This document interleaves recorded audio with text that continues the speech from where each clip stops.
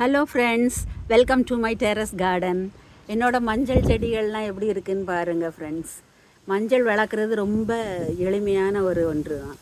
சும்மா நம்ம பொங்கலுக்கு வாங்கின மஞ்சளை தான் நான் சின்ன சின்ன பீஸாக்கி நட்டு வச்சுருக்கேன். எவ்வளோ அழகாக வந்திருக்குன்னு பாருங்கள் ஃப்ரெண்ட்ஸு.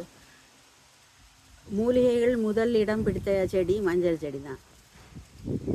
சிறிய துண்டு மஞ்சள் நட்டு வைத்தாலே போதும், மஞ்சள் செடி அழகாக வளரும். Immunity booster. மஞ்சள் கலந்த பால் குடிப்பதால் நோய் எதிர்ப்பு சக்தி அதிகமாகும்.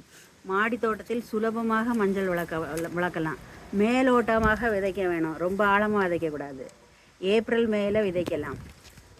சிறந்த கிருமி நாசினியாக செயல்படுகிறது.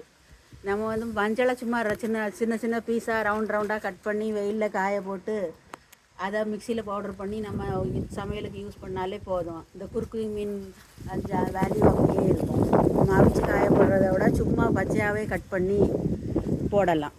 நம்மளுக்கு மஞ்சள் கண்டிப்பாக எல்லார் வீட்லேயும் வளர்க்க வேண்டிய மூலிகைகளில் ஒன்று. Thank you friends.